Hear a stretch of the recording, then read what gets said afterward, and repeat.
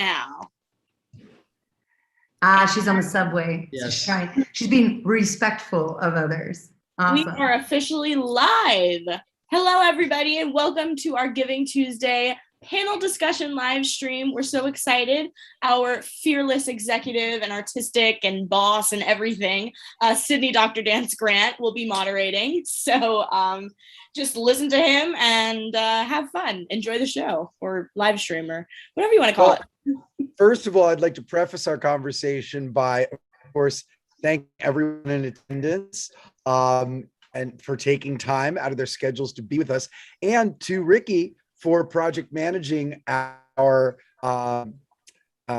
Giving Tuesday events. There was a lot going on today. We did several live stream events in multiple schools. The first was with me, actually, in East Harlem at PSMS 57 with a group of fourth graders and happens to be our very first East Harlem school 10 years ago. So it's really great to be back there. And we're joined today by several educators from other schools, some of our newer partner schools. We have Principal Anthony Lett joining us from White Law Reed in Brooklyn. And we have Principal Miss V and Assistant Principal Bradley Richmond from Ocean School in the other planet called Rockaway in Queens. And Mr. Rosa actually is with us too in transit. And we're really happy about this year's Giving Tuesday project because what Ballroom Basics has done largely the efforts of our VLE manager, our virtual learning experience manager and module developer, Mr. Alfredo, who is Mr. Alfredo joining? Does anybody know? I don't think he is now. Okay. Well, we will obviously be recording this so we can share it with him and he'll know that we thanked him. But what we've developed, and I think it's very exciting, and we actually did the first launch of it, Principal Lett, at your school, or at least in its first iteration of sorts, which is that in conjunction with Black History Month, we are going to be doing a Harlem Renaissance mini program module. It's going to begin the first week of January, right after the new year, and it's going to continue for 6 weeks. And the purpose of the module or the mini program is twofold. One, similar to the Hispanic Heritage modules that we just completed, we are taking a deeper dive into the dances that we do. And we're using that as a way to really affirm and celebrate the cultural heritage of the different dances that we so proudly teach at Ballroom Basics. And I think particularly in light of all of the recent efforts to really reinforce pretty much across the spectrum, but especially in our case, in the realm of arts programming, to reinforce the idea of inclusion and equity, that our programming and these mini modules that we do really help to enhance that in the context of what it is that we present to the kids. And in the case of the Harlem Renaissance, of course, what's really exciting is that swing, which is one of the children's most popular dances, that owes its entire origin to Harlem, where we are headquartered as an organization. The Savoy Ballroom was world famous in the 1920s, and the swing and the Charleston and the Foxtrot were popularized during the 1920s and during the Harlem Renaissance era. And at the same time that those dances were enjoying their heyday in Harlem, tango was enjoying its craze in Paris, because the wealthy porteños, the young aristocratic men from Buenos Aires who went to study in Paris, brought the tango with them, and it took the Parisians by storm. And so a great way to also show a cultural parallel and an historical referent for every child that learns in the context of the module, because they get both the local focus of Harlem as well as the international understanding of Paris and what was going on the dance scene globally as well as locally. So that being said, what we want to do is open up a brief discussion about how you all feel in terms of our work as a vehicle for the cultural inclusion, cultural celebration, instilling cultural pride and respect for cultural heritage in the students that we serve. So I think that's enough for the moderator to say for the time being. Let's let our panelists speak, shall we?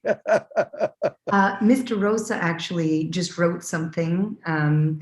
So maybe it would be a good way to kick it off. She says, I know the kids are really going to enjoy this unit because the history is so seamlessly intertwined in the dance class. I've already learned so much from Mr. Alfredo and Miss Zoe about the history of dance, and the kids will be happy to see what they're learning in ELA is represented in an arts classroom. You learn by doing, so this will be a great experience for them. Thank you very much, Mr. Rosa.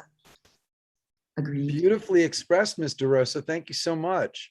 And I have to say, why don't we kick it off with a Principal Let, because of course we're kind of thrilled to be having partnered, so closely with you these last couple of years, and to be able to bring a more robust arts education ingredient to your curriculum. So why don't you share a little bit about what that means to you as a principal in relationship to the topic of today's panel, Ending Tuesday? I think Mr. Rosa said it eloquently and well enough with regard to everything. So I'm not going to steal her thunder. I think the only thing that I can say is a piece or work like this will definitely increase our sense of inclusion for all of our kids.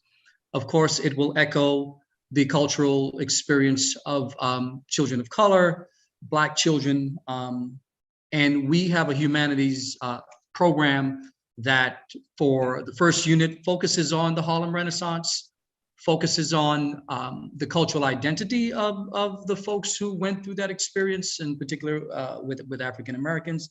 So I think what, as Mr. Rosa has already pointed out, bringing the arts with what they're learning is only going to give them a deeper sense of self, a sense for the work.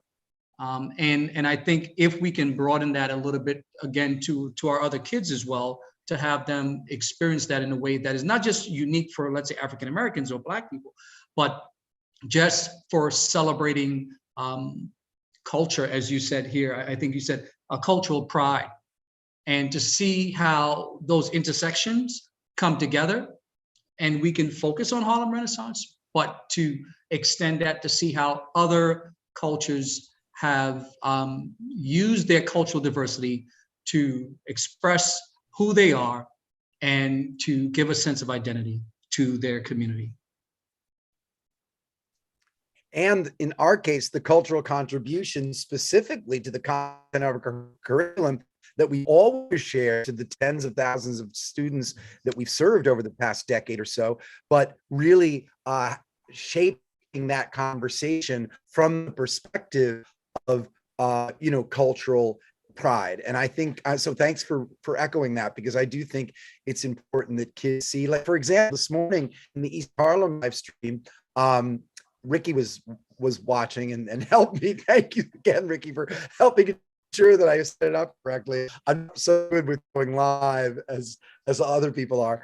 But we showed some images of Josephine Baker, a very famous image of her actually taken on stage in Paris doing the Charleston, and then a cover image of her from the original Charleston sheet music, where it's her caricature on the cover of this, iconic piece of music. So I think it was really great. The kids were really fascinated to see that, and the fact that what we can do is show that that's specifically related to the origin of these dances. I think it's a great way, to instill that kind of, historical and cultural appreciation.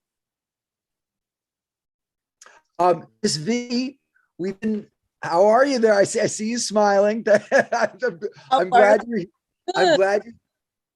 you're here. I know that you've been working with us now, for a couple different years, and maybe you could talk a little bit about how you said some wonderful things at a couple of the culminating events about how you see the work as something that's very unifying in terms of, especially considering the diversity of school children in your, in your population. So maybe you could speak to that for a moment. Sure, but I also want to commend Principal Anthony Lett about your comment about bringing it together for our children, and that sense of representation and validation of our culture, whether you're Hispanic or you're African American, to share dance as a vehicle, as a venue to bring us together, especially during this time, right? We're talking about equity and representation. And I believe that's what dance does to us. Like the Ocean School, I can remember Dr. Dan's, the first event we had pre-COVID, when we partnered with another school, and we were in the gymnasium, and children, we have a diverse population of children and parents. We were dancing together to see all colorful people, right? We come from different countries. Here in Far Rockaway, you have a Central American population, Preston and African American, to see everyone together in one big room, dance together, laugh together, and be one family. This is America, right? I'm immigrant. My students here are immigrants. Some of them are ENL students. To use the dance vehicle to make us feel that we belong here and not as an outsider is what I have seen through the years. And I have Mr. Richard, my AP, who's my liaison, who supports with the scheduling and contact with Zoe. He makes it happen because that's so important for us. And I would like for our supporters outside, thank God that our community leaders support us, with funding. But I want other folks to realize that when we educate children to learn how to read and write, right, we also teaching that social emotional sense of belonging and self-regulating through the arts. And many times, the arts is what gets always, defunded because we want to teach children how to read and write and do math. But that important piece of bringing your heritage, bringing your family values into the classroom and having a child say, oh, I heard my grandfather talk stories about that kind of dance. Maybe he couldn't say the name of the dance, right? But to have it live and to have an educational alignment, like in the Renaissance School, like Principal Anthony Lett is speaking, I think that's powerful. This is our future. These are our scholars. We want them, when we think about and we talk about well-rounded students, you can't leave the dance, you can't leave, visual arts out of the picture, right? This especially in areas like Far Rockaway, which is very underserved for many years. I'm glad we have this program here because we're really in the peninsula. And if we don't bring the arts to the school, many times families cannot take them outside the peninsula to go, even go to Harlem sometimes. Believe it or not, it could be a hike. So I want to thank you, Dr. Dan and Zoe, and the partners to supporting our schools, Title I schools that are so much in need, and bringing joy and happiness to our students. Well, I thank you for those warm remarks, Principal V. And I do want to say that it bears mentioning, thank you for mentioning about the support, because in both your districts, both Principal Ed and Principal V, we have the support of your council members. And that really makes a difference in terms of the service that we're able to provide. And we'll probably edit some of this. Rick, in addition to being the project manager for today's event, is our media manager, and she takes snippets from different things that we do and we share it with the council members. So we will make sure to share your comment with them, because I know that means a lot when they realize how much you appreciate the value of what it is that what it is to bring to your school children. Bradley Richmond, you're here too, and thank you, of course, again for joining us, also at the Ocean School. You know, in introducing you, I want to say that one of the things that really I have such a clear recollection of when we did our first engagement with you and your school pre-COVID, and we had the Ballroom Basics Bash, which, if anybody's chiming into our panel and doesn't know what the Bash represents, it is the hallmark of our Ballroom Basics programming, because our concept is that we don't beat the other school, we meet the other school, right, Ms. Zoe? Indeed we do. And we always say it with a smile, don't we? And of course, we know that the dynamic is radically different between those concepts. There's nothing wrong with competition if a child elects to compete, whether it's academically or athletically or artistically. But we as an organization don't feel that layering the experience with competition as the end goal is really the healthiest thing for the vast majority of students, right? We want every child, regardless of ethnicity, popularity, identity, ability, nationality. If there's another itty that I missed, you'll tell me. But we want every child to feel like a winner just for having the presence of mind and the confidence to be able to dance with a same age peer that they haven't met from another school, you know, in the area.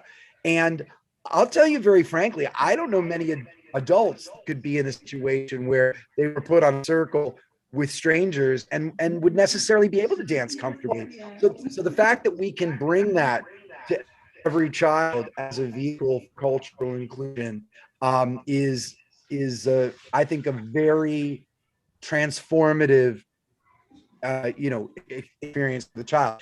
I bring this up because Bradley Richmond, when he was interviewed and it's on one of our YouTube videos, I remember you being quite moved, like genuinely moved by seeing that. You know, Sydney, yeah, sorry, I've learned a lot from our interactions, right? And we were talking about this grant earlier in the day, and Sydney and I spent literally a lot of time together on a weekend, and spent time when we actually kind of bonded and learned a lot. And before you just mentioned this part about the competition, Sydney, I had it in my head. I was thinking, I'm listening to great education. Ms. V, I could listen to Ms. V talk all day long. And when she's passionate about something, it's like, you know, she can't get out of her own way with it. And because she's so passionate about something, she wants it to happen because she loves her scholars as much as she loves her children, if I can say that, Ms. V. She really cares.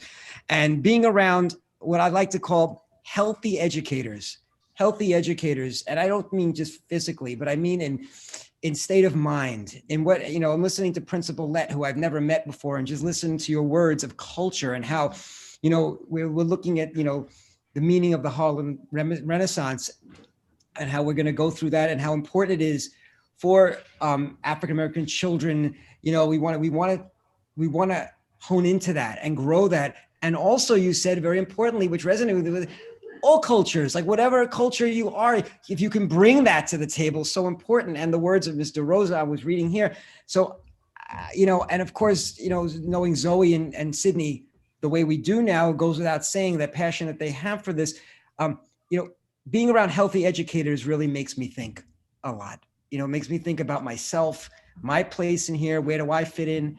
And Sydney, you've taught, you know, one of the first things I ever said to Sydney because I'm a movie person, and Ms. V knows that probably ad nauseum already. And I said to Sydney when Ballroom Basics came, I said, did you ever see that movie, Mad Hop Ballroom, that documentary, which I happen to have always liked? I saw it in the theater many years ago. And Sydney said to me, I was in it. And I said, oh, what part were you in? You know, whatever. Oh, I remember, okay. Then about a month ago, 2 months ago, I actually recorded it and said, I'm going to watch this again. I like this movie. And I think I'm going to say, he's really in it. Sydney has a huge part in this film.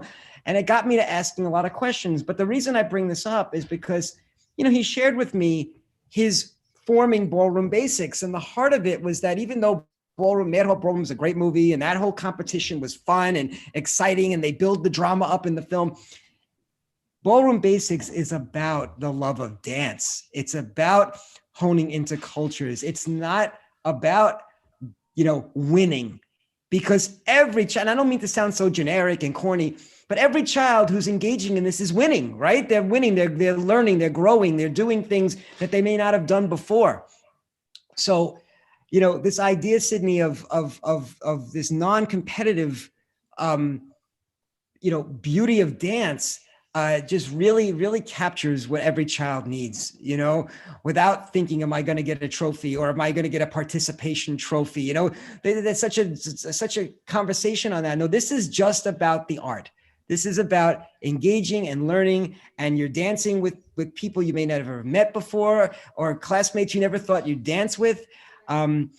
This conversation and these few minutes have made me think back about when I was in 6th grade in 1980. It's a long time ago. And I remember we had clubs, and at the end there was a culminating event, and dance was one of the clubs. And back then in 1980, it was all girls that wanted to do the dance. And there were 2 young men who I was friends with who were the only 2 boys in the club. And I remember the comments, there were no negative comments. There was nothing that was mean, but it was like, there was a stigma attached to, oh, look, the 2 boys that are in dance, like it was so different, flash forward 41 years later. And, I think we've come so far to say, like, there are male dancers there, there should not be a stigma with, oh, you're a boy, you're a girl. So I like to see how much we've evolved, in so many ways. And, I'm just proud to be part of this. This is a wonderful program. And, it's made me think more than I've thought before. So Sydney, you say I was so poignant that day. I'm trying to think about exactly what I said, but I may not be able to tap into that exactly, but I could tell you how I feel right now. And your words of the non-competitive way of looking at dance, and Principal Lett, your words, and Mr. Rosa's words, and of course, Ms. V's words because I know Ms. V so well, it just brings out all kinds of emotions in me and how I feel about this program. So I'm very, very honored to be part of it. Well, thank you so much. I happen to have one of our mascots on my lap. This is Cha-Cha. And I wanted to just mention, and maybe Zoe, you could say a few words, because you've done some culminating events very recently. And one of the beautiful things about the culminating events, whether it's in the single school or the bash that's shared with another school, a reflection that the children write. And I was absolutely blown away by some of the reflections just last week. And then the school paired that video was a surprise with some additional reflections of both the students and the educators. And maybe you could speak to that a moment, because it just shows all of us here on the panel the transformative impact and how those individual children shift in terms of their relationship, not only with the content of curriculum and how it makes them feel, the kind of pride that we discussed, but also their relationship with their other classmates. Maybe you could speak to that a moment. Sure. So, I've seen a lot of it over the years, and it's always wonderful. And plus years.